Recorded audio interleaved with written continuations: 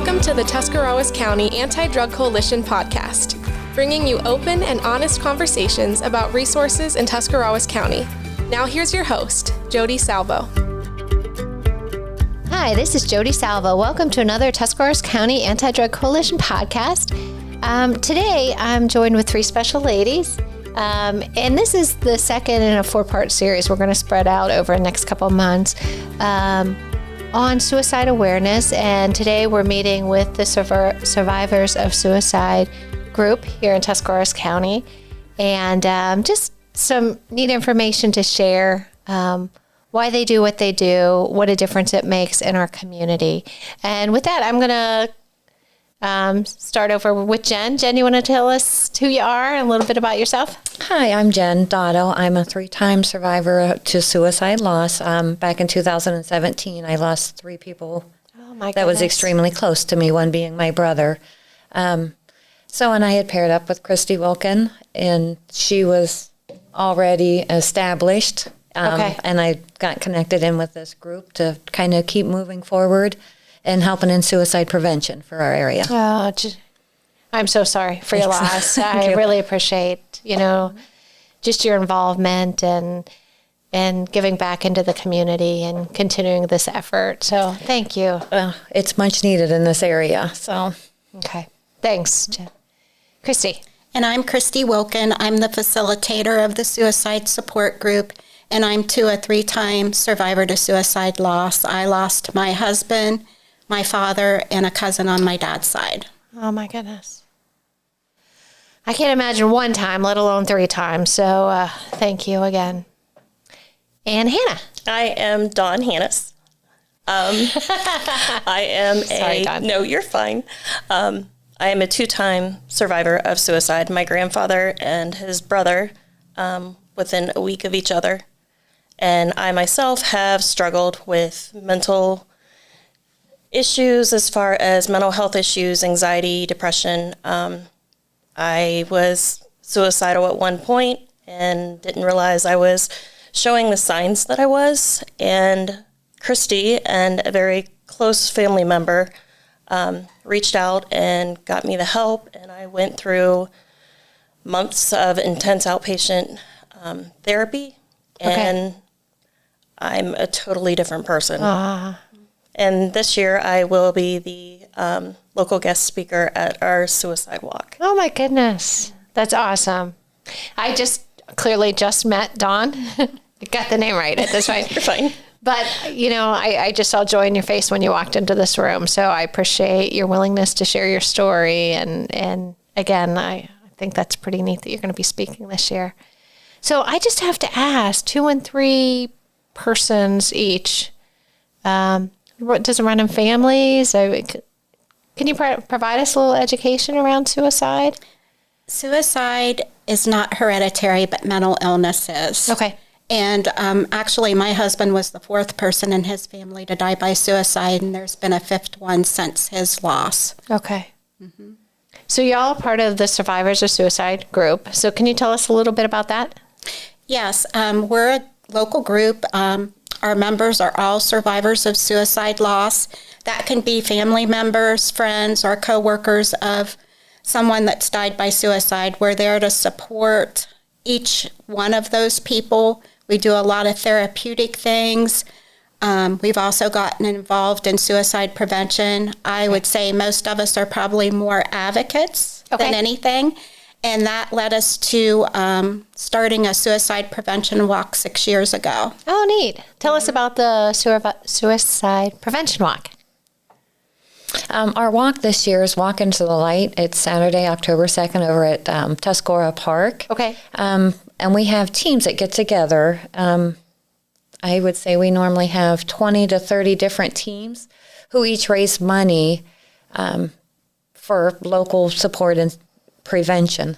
Is that right? Okay. During the walk, we do have local mental health professions that set up there that pass out literature for people that are struggling. We'll have a 50-50, some raffles, food. We have a DJ. It's very uplifting. Oh, neat. A nice therapeutic day for everybody. It's nice for the community. And I think the last one that we did, we had probably 200 plus people attend. Oh my goodness, that's awesome. Yes. So you said teams. How would you establish a team? What does that look like? If someone wants to get involved. If somebody wants to get involved, they basically, I would say maybe get a captain, somebody that's going to be in charge.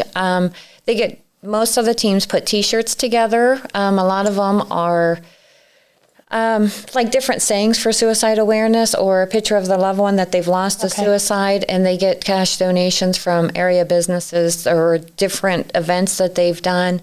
Some teams have done kickball tournaments and raised money. Some's had benefits. Some, their employer, just local places have donated money. All of that money goes into our walk fund. Okay. And then we use that money for scholarships and different prevention throughout our county. Neat. So what kind of scholarships and efforts? Well, the first year that we gave away the scholarships is the year that Tusky Valley was starting their Hope Squad. And I think it was a new thing for everybody. They weren't sure. I had emailed all the high schools, local high schools, with the information. And we came back with 3 people that wanted a scholarship. And each of the 3 got awarded for exactly what they asked for because they were the only 3. Okay. So in turn, Tusky Valley got $6,500. Oh, wonderful. So yes, that's how we, what we do with our funds. And we usually give out 2 scholarships every year to kids that have suffered a suicide loss in their family. Okay. And in turn are going to school for a mental health field. Okay, wonderful. So what is the intent of the walk on October 2nd? Is it to raise funds? Is it to raise awareness? Or I think it's a combination of both. Okay. It's to help end the stigma of suicide, that it's okay to not be okay. It's okay to ask for help. And then it's also to raise funds to support local groups that are doing suicide prevention. I love that. It's okay to be okay. That's really, I think, something we all need to hear. Mm-hmm. And you're going to speak. I am. Actually, this will be the 3rd year that I have been able to attend the walk. I moved away, and I lived in Florida for several years, and I moved back. And that's when Kristie and I kind of reconnected again. I'm excited. It's wonderful. I actually, as of a little over a year ago, started working in the mental health field. Oh, neat. I work for a psychiatrist's office, so it's kind of nice that I can also, and I share with the patients, I've been on the other end of the phone call. It's okay. So, and this year I actually get to be able to tell my story and that it is okay. Have you ever told your story in such a venue before? The only thing that I did do at one of the suicide survivors meetings, once I had graduated from the intense outpatient therapy, I shared everything with everyone there. So this will be a huge thing this year. Well, I'm absolutely going to be there. It sounds like a really neat event and a neat opportunity. I think, especially in light of COVID and just the isolation and stuff that we've experienced, I think so many people have experienced so much loss this past year. I think, the work y'all are doing is just so needed, even to help people not have that barrier not to get help at this point. So we know the suicides have been rising with the pandemic. So that's another reason we really, really wanted to be able to have the walk this year. We didn't have it last year, and that was funds that we weren't able to give to Tuscarawas County, the schools, anyone that was interested in suicide prevention. So we're happy to be back on track. Okay. So for our listeners, how can we support the work that you're all doing here in the county? The event on October 2nd. We have our own Facebook page. It's called Walk Into the Light. You can go there. There's an invite there to join the walk. All the news of the walk is there, and we're definitely looking for sponsors at all levels. Okay. So if you want to know about the walk, that's the best place to go to find all the information. I appreciate that you've got such a jump on planning for October, because I have a feeling as the world opens up here, there's probably going to be events all over the place. So I love that, you've marked that day and you're sharing it so early in the year before those calendars fill up, because it certainly is a priority. Right. And thanks to Jenn, we've already raised $2,700 for this year's walk. Awesome. So what have you been doing to raise money? Actually, a big chunk of it come from the New Philly AMVETS Post. They wrote us a check for $2,000. Oh, that's awesome. So I think being like the military base, because we do see a lot of PTSD with our veterans. I was just going to ask when you said AMVETS. So they've been really good to us and sponsoring.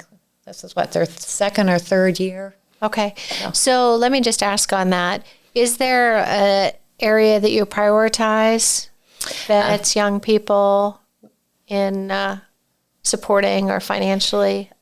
I don't think there's a certain area. However, lately we've been supporting our local schools and establishing Hope Squads to help our students learn coping skills that they'll continue on throughout life.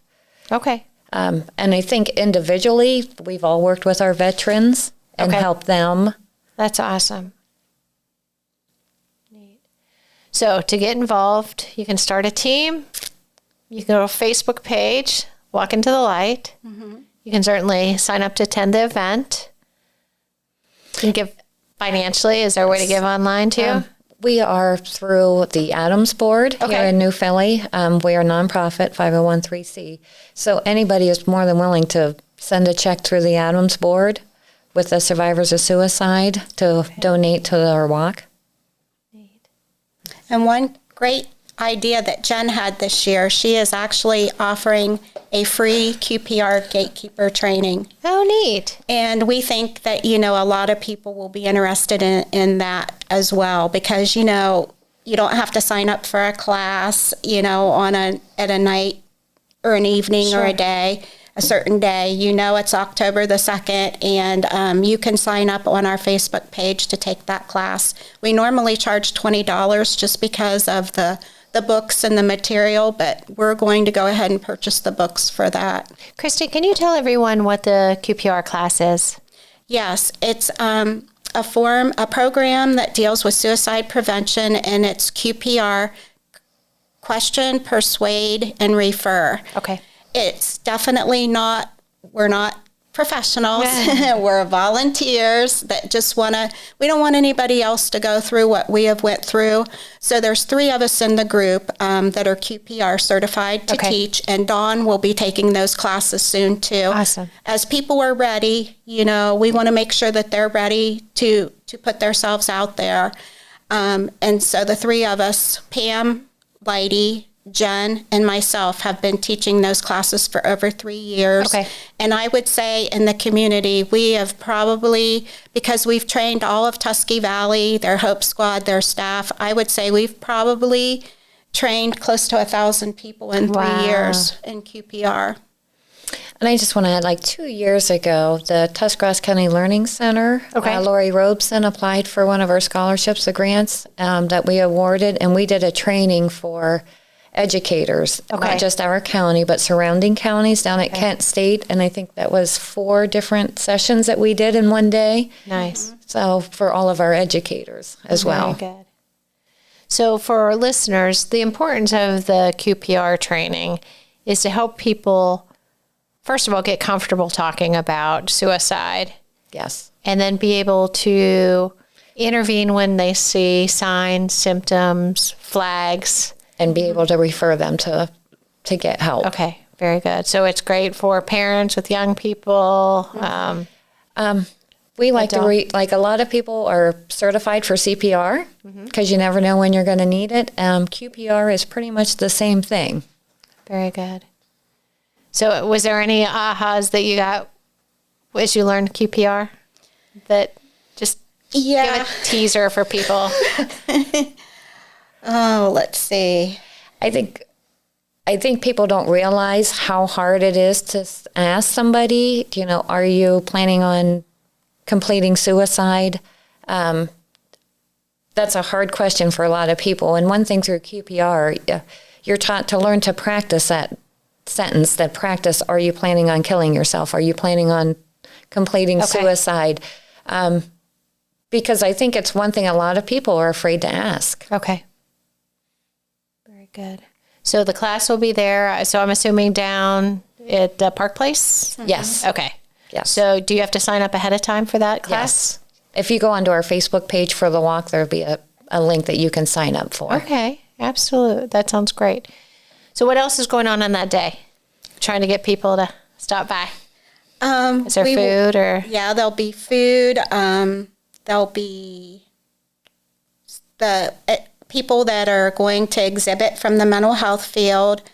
We'll have the beads for everybody. That's a big thing. You have a certain color of bead for your loss. Oh. And if you struggle, and unfortunately, I think Jenn and I usually have about 6 pairs of beads on because of the people that we've lost. Let's see, what else? Did you say before we came on air that you'll have music? Yeah, we'll have a DJ. Okay. Because that sounds...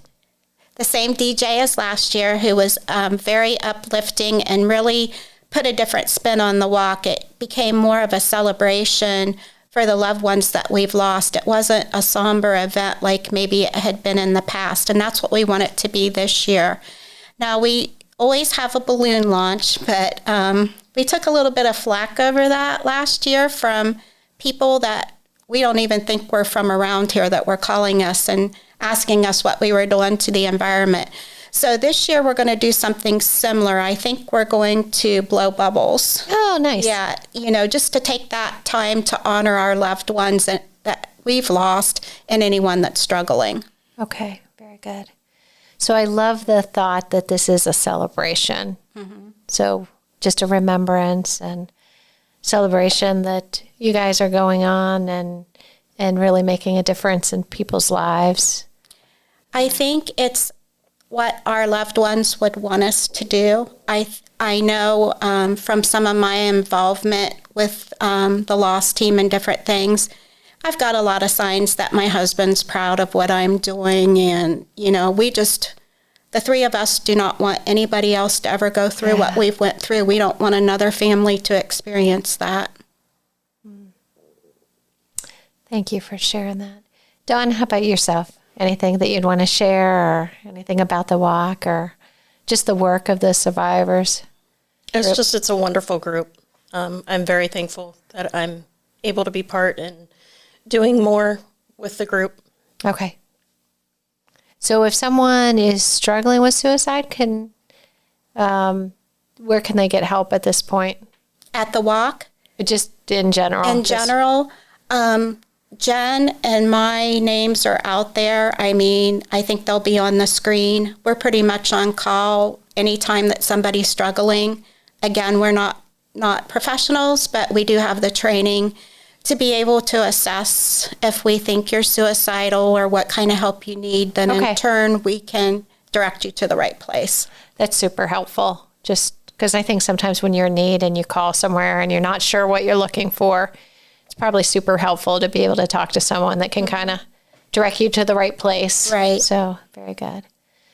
So, with all that being said, I really appreciate the work y'all are doing. The walk on October 2nd sounds like a really neat event.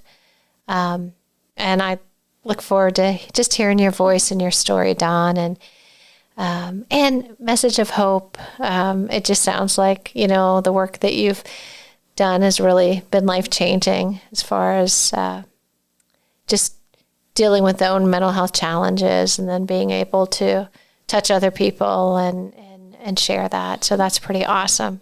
Thank you. And yeah, absolutely.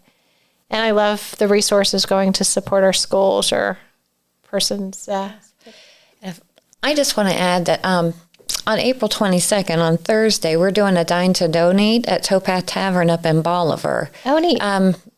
Rich and Tina Dotts that own Towpath have volunteered to donate a profit or some of their sales back to our group. That money will also get included into our walk. So awesome. If anybody's out and about, go eat at Towpath. Thursday, April 22nd. Good reason not to have to cook. Right? Kristie, anything else? I think that about sums it up. I'm just glad that we have the opportunity and the support to do this walk. Our group members help a lot. ACE helps us a lot, Okay. Todd Little and his group. And now that we're forming the new Suicide Coalition, we're going to have a lot of support there too that we haven't always had. I mean, we're a group of volunteers, we do this from our dining room table. And so I think it's going to be really nice to have the people that are involved in the coalition also getting the word out for us, maybe being sponsors, helping us get sponsors. The more that we can do at the walk is more we're going to be able to help people of all ages, and especially in the schools where those coping skills are so very important right now. Awesome. Well, again, I just thank all three of you for coming, for sharing with us, and the work that you're doing. Thank you. And for our listeners, definitely go out to eat April 26th at the Towpath. 22nd. 22nd. Okay. No. Well, you can go there 2 times, right? And then we'll see you on October 2nd. And sounds just like a really great opportunity. So thank you guys, and we'll see you next week.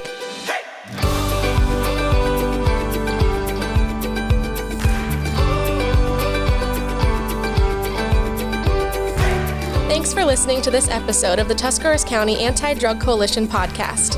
Please follow us on Facebook and visit our website at adctusk.org.